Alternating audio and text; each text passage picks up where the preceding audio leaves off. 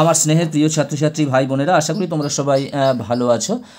তোমরা যারা একাদশ শ্রেণীতে পড়ছো এবং এই 2024 সালের অর্থাৎ এই বছরের সেপ্টেম্বর মাসে তোমরা প্রথম সেমিস্টার পরীক্ষা দেবে। আমি আজকের তোমাদের প্রথম অধ্যায় থেকে তৃতীয় পর্বে কিছু প্রশ্ন নিয়ে এসেছি, 20-22টা প্রশ্ন নিয়ে এসেছি এবং খুবই ছোট একটি ভিডিও হবে।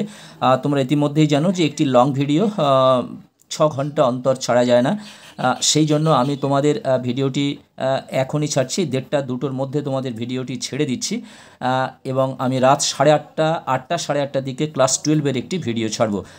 বন্ধুরা, আজকের যদি আমি তোমাদের 11-এর ভিডিওটা একটাই ছাড়ি তাহলে আমি দ্বিতীয় ভিডিও আর তৈরি করতে পারবো না, যার জন্য তোমাদের সময়ের যে নির্ধারিত সময় সেটা হয়ে ওঠে না।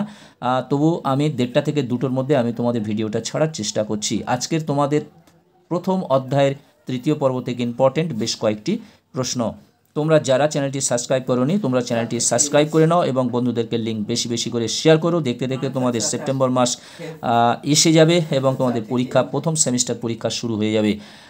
তাই তোমাদের ভিডিও প্রায় প্রত্যেক দিন আমি তোমাদের 1:30 থেকে 2টোর মধ্যে ছাড়ার জন্য একটি প্ল্যান নিয়েছি।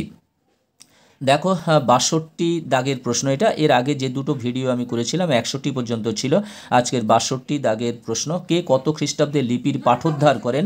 1920 খ্রিস্টাব্দে সাঁ পলিয়ে। দেখো, আমি এখানে অপশান লিখছি না, তাহলে অপশান লিখতে গেলে আরও অনেকটা দেরি হয়ে যাবে, সময় চলে যাবে, যার জন্য আমি জাস্ট অ্যান্সারটা তোমাদের কাছে বলে দিয়েছি। তোমাদের তো লেখার ধরনটা আমি আগের দুটো ভিডিওতে দেখিয়ে দিয়েছি। 63 দাগের প্রশ্ন, প্রাচীন মিশরের জনসাধারণের লিপিকে বলে ডিমোটিক লিপি।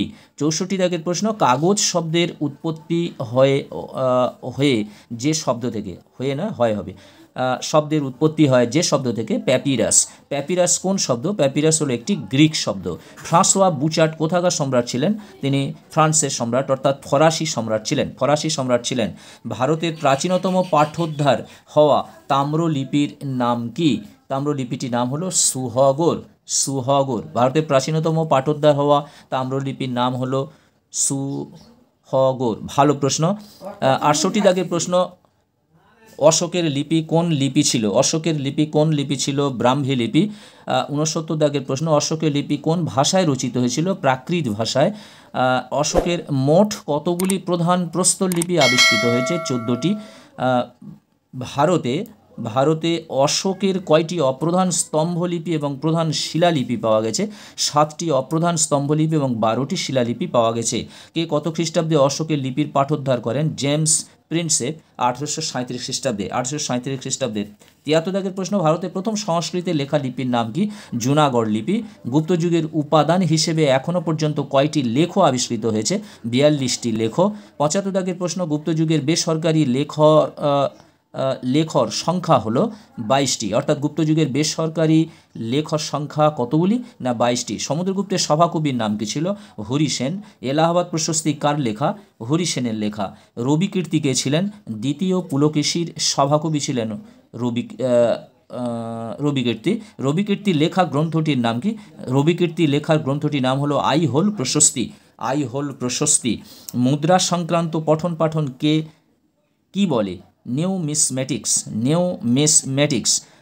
81 দাগের প্রশ্ন, ভারত উপমহাদেশে প্রাচীনতম মুদ্রা বলে মনে করা হয় ছাপ মারা মুদ্রা। ভারতে প্রথম কে সোনার মুদ্রা চালু করেন? কুষাণ রাজা ভীম কোৎফিসিস বা দ্বিতীয় কোৎফিস। গুপ্ত সম্রাট সমুদ্রগুপ্ত অশ্বমেধ যজ্ঞ করার ঘটনাকে স্মরণীয় রাখতে শব্দ সম্বলিত কোন মুদ্রা প্রবর্তন করেন? অশ্বমেধ পরাক্রম। মুদ্রাটির নাম হলো অশ্বমেধ পরাক্রম।